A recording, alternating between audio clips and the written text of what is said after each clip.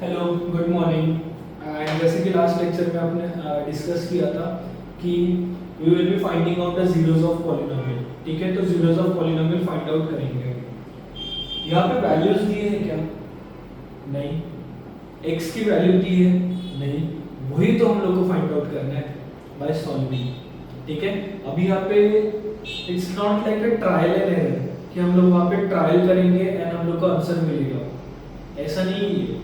हम लोग को डायरेक्टली फाइंड आउट करना है कि x की वैल्यू क्या हो सकती है कि पॉलिनोमियल का जो वो x वैल्यू है that will be a zero of this polynomial.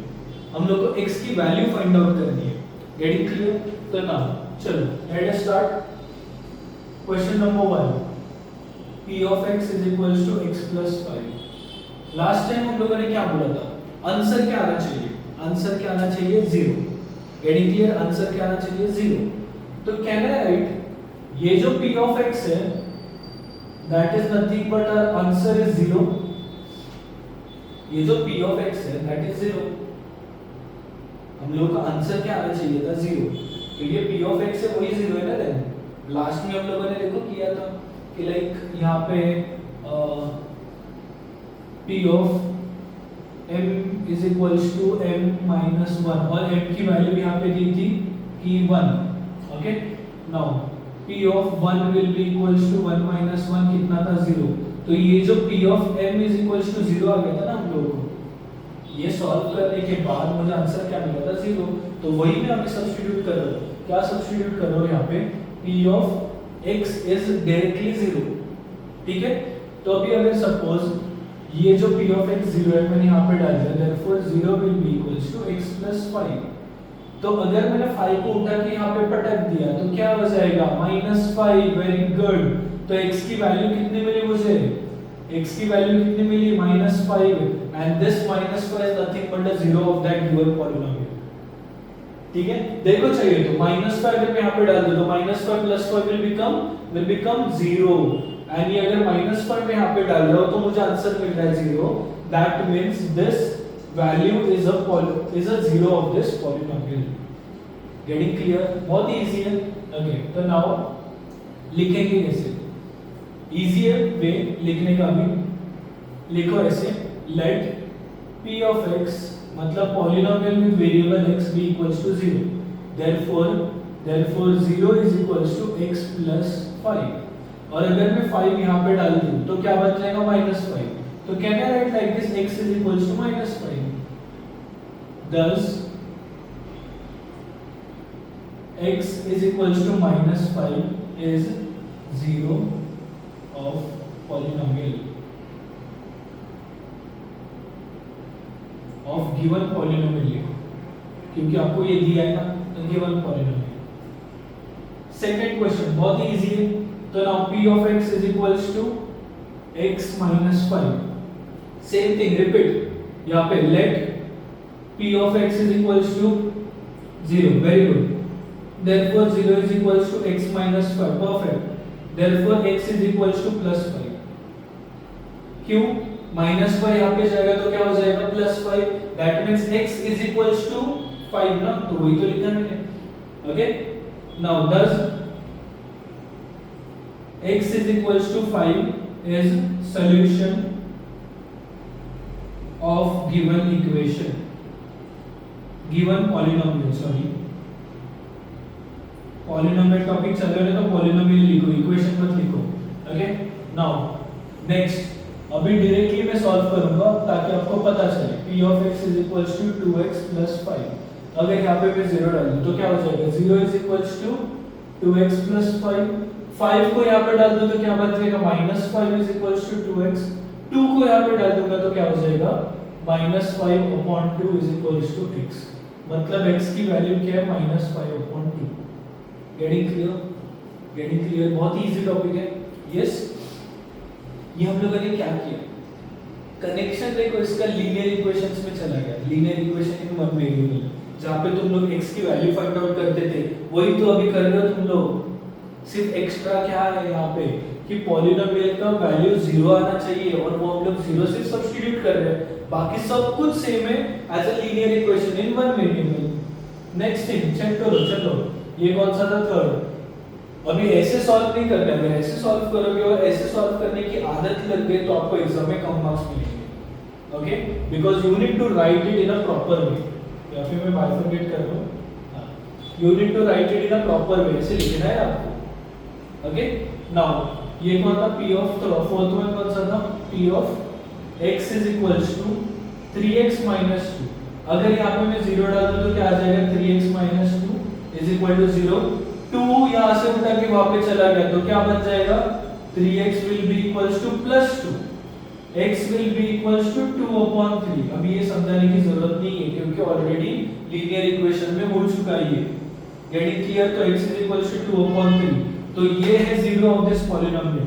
चलो हम लोग क्रॉस चेकिंग भी करके देखते हैं कि ये अगर वैल्यू मैंने यहाँ पे डाल दी तो क्या आ जाएगा। चलो देखते हैं, 2/3 को मैं यहाँ पे डाल दूं तो this will become 3 multiply by 2/3 minus 2, तो क्या हो जाएगा, 3 will get cancel, then becomes 2 minus 2 that is equals to 0। देखो दैट मींस ये वैल्यू है ना, ये वैल्यू इसकी 0 है, is the zero of that polynomial. Okay, getting clear? Next, p of x is equals to 3x. Now again same thing, यहाँ पे क्या डालूँ मैं, 0 is equals to 3x. Now अगर 3 यहाँ पे कौन है, मल्टीप्लिकेशन में वहाँ पे जाएगा तो क्या बन जाएगा, डिवीजन 0/3, 0/3 is 3, नहीं 0/3 is 0, गलतियां मत करो, 0/3 is 0, तो x will be equals to 0।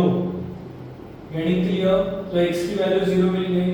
Next question कौन है, बोलो फटाक से लेके आओ। नेक्स्ट क्वेश्चन कौन है, p of x is equals to ax। यहाँ पे कंडीशन दी चुकी है, कंडीशन क्या दी है कि a is not equal to 0। आ रहा है समझ में, a is not equal to 0 but a is some number, a is something a number, ठीक है। हम लोग को क्या फाइंड आउट करना था, सिर्फ x की वैल्यू, तो a से कुछ लेना देना है नहीं, ठीक है। नाउ अगर यहाँ पे मैं 0 डाल दूं, 0 is equals to a into x, अगर a को यहाँ पे डाल दूं तो क्या बन जाएगा, x will be equals to 0/a। 0/a क्या होता है, a होता है क्या, नहीं, 0/a is 0, तो x की वैल्यू है 0। दैट मींस ये जो वैल्यू है is a zero of this polynomial. आ रहा है समझ में? And it is not necessary कि हमेशा 0 ही 0 ऑफ द पॉलिनोमियल होगा। क्यों, देखो यहाँ पे एग्जांपल्स है आपके सामने। ओके, ये example 0 he 0 of the polynomial बन गया, बट द थिंग इज ये एग्जांपल देखो, this 2/3 is a 0 of this polynomial, this -5/2 is a 0 of this polynomial. Getting clear? Next p of x, देखो last question and easiest question, कोई difficulty नहीं है, c और d का तो घबराओ मत, इजी है। देखो p of x is equals to cx plus d।